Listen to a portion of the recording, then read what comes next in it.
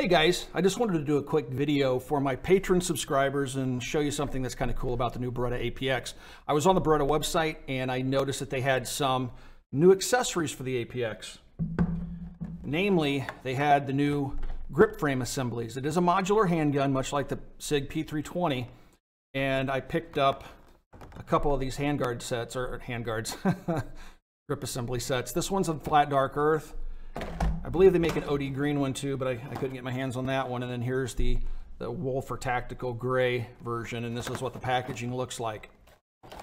So since the handgun's modular, you can pop the trigger assembly out. Now I found that it's not necessarily an easy thing, so you'll want to set aside 5 or 10 minutes to accomplish this and have the proper tools. I use 2 brass punches, which you guys can see here. I use one to hold a spring up and this one to push a pin out. And I'm going to show you how you can put it back together and avoid a lot of headaches that I've had to endure simply because I was fumbling around trying to figure out how to do it on my own without looking at any instructions. It's one of my shortcomings. I don't like to read instructions.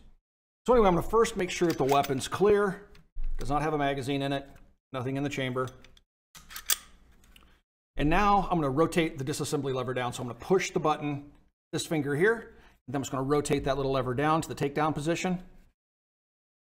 And now I can pull the trigger and release the striker, and you'll see how the slide and barrel assembly kind of spring forward. I'm going to set that aside.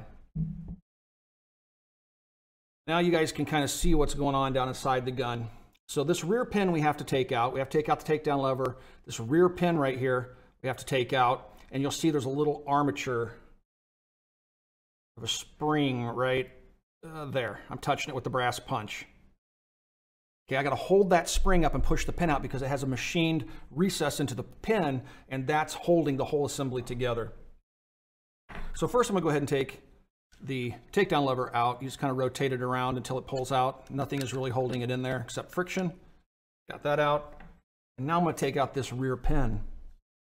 I can't really show you what I'm doing. I'm going to try to describe it. What I'm going to do is pry, let's see, I'm going to pry up on that spring with this punch, hold it with a finger, and try to push the pin across, all right? So if I start cussing, you'll know why. I got that little spring up. Now I'm going to try to push the pin across.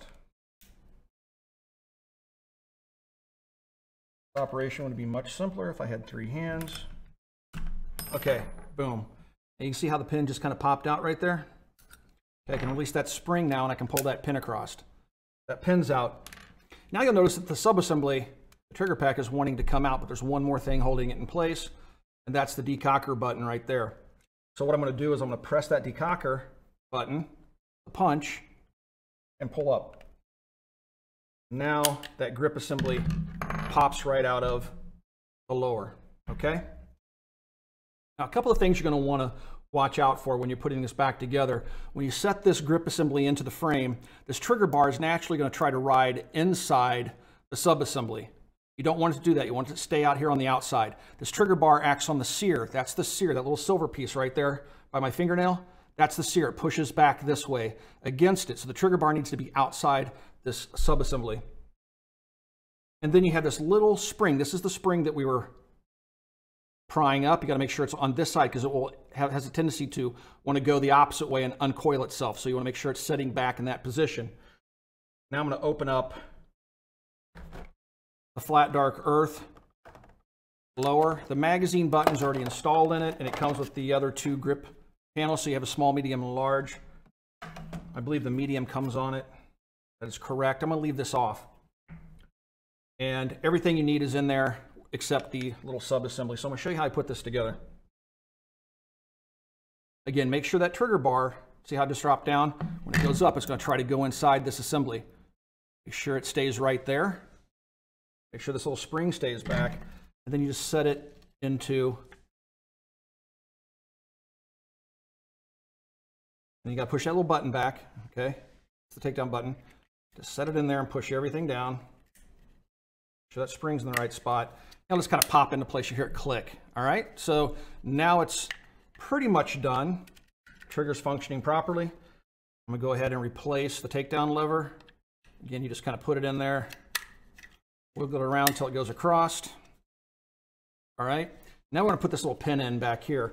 Again, this is where it gets a little bit challenging I'm going to hold that little spring up, that punch, and try to slide the pin across underneath it.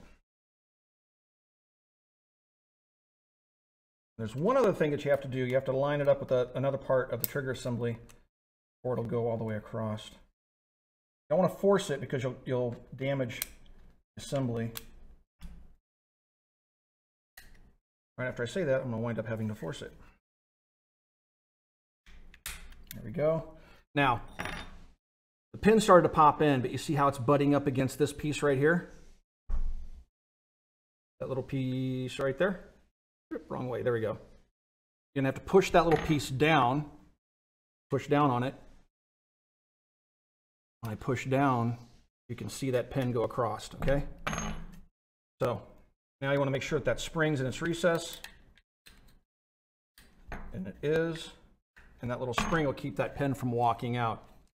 All right, that's it. Now you have everything into the pistol grip housing, and you can put the slide on if you want to, just to check function.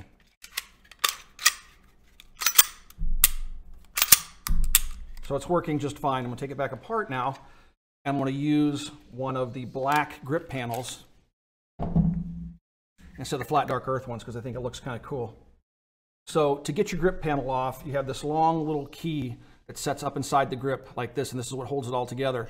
On the very tip of it, you see that little L shape? You're gonna take a punch, put it right here, right there, and push this over and down, and that pen will pop out, and you do it from inside the receiver. So I'm gonna take this medium backstrap, black one, pop it on there. When you put it back together, you see how it slides in like that. Just push that down until it clicks. And it's back together. All right, now let's put the slide on it. Now I have kind of a two-tone look. And there you go. I think that looks pretty sharp. I haven't played with the gray yet. I'm gonna probably run the flat dark earth. This is what it looks like with a magazine in it. It's a pretty sharp looking little pistol. I like it. I've been shooting it quite a bit. It is a service-sized handgun. People are asking me how it stacks up against the Smith & Wesson 2.0 M&P and how it stacks up against the P10C. I will say that ergonomically, this one's probably one of the most ergonomic pistols of the lot, but the M&P is really ergonomic and the P10C is no slouch either. The trigger's about the same as an M&P 2.0. The CZ P10C definitely edges it out in the trigger department. But keep in mind, again, this is a full-size service handgun, and the P10C is more of a compact. But this thing has very mild recoil. I really like the serrations on it. I'm just waiting for Beretta to release some night sights, because that's the only thing that's really holding it back for being a serious defensive arm, in my personal opinion. So anyway, guys, I made this video just for my Patreon subscribers. This is just for you. I will show this assembly method later in a YouTube video, but I wanted to give you guys a sneak peek. And thank you again for your subscriptions. If you guys have any questions, just comment down below and I'll try to get back to you as soon as possible. Thanks for watching, guys.